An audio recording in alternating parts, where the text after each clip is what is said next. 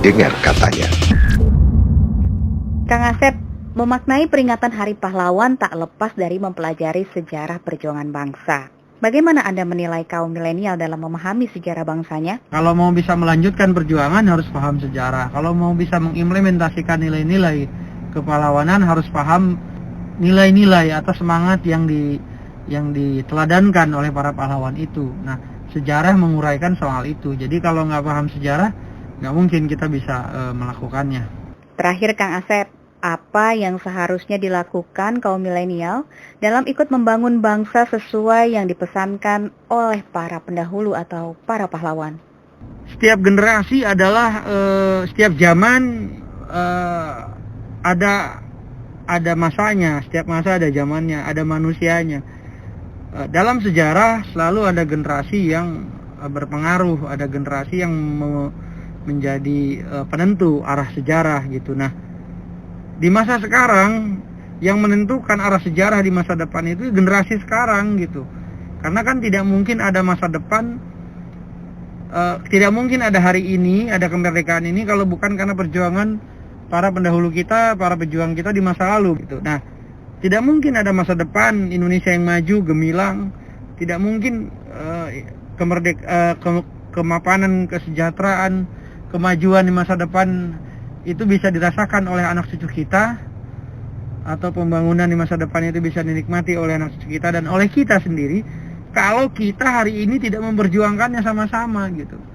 Saya kerap mengatakan tidak mungkin Indonesia itu ada di masa depan, berlanjut di masa depan, kalau kita tidak mampu dan tidak mau menjaga sumpah perbedaan, sumpah persatuan di atas segala perbedaan itu, yaitu Sumpah Pemuda.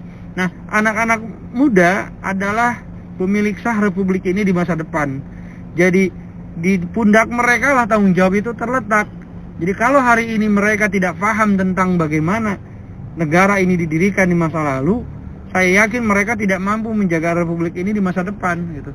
Bahkan mungkin mereka akan menjualnya, akan menggadaikannya begitu.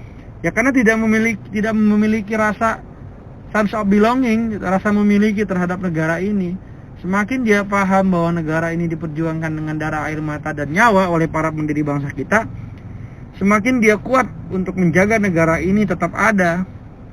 Dan perbedaan-perbedaan yang ada di republik ini akan dianggapnya sebagai sebuah potensi, sebagai sebuah kekuatan gitu. Kenapa?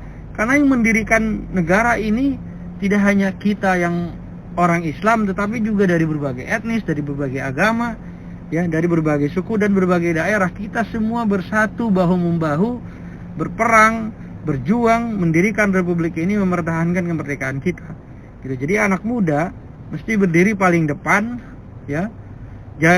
Jadilah konten kreator yang konstruktif, yang positif.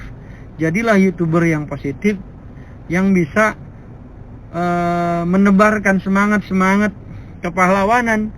Ya, jangan jadi konten kreator, YouTuber yang justru menyebarkan hal-hal yang negatif, hal-hal yang menurut saya tidak mendidik. Jadi intinya anak-anak muda saat ini kalau ingin berperan membangun bangsa, ingat seperti quote saya, satu individu atau satu orang anak muda atau satu komunitas semestinya ibarat puzzle, ya, menjadi satu keping solusi untuk menyelesaikan berbagai macam persoalan negeri ini. Kenapa? Karena persoalan bangsa ini sangatlah kompleks. Jadi satu orang, satu individu, atau satu kelompok harus menjadi satu keping solusi, seperti puzzle. Jangan jadi satu keping masalah. Terima kasih Kang Asep Kambali, sejarawan yang juga pendiri komunitas Historia Indonesia. Dengar katanya.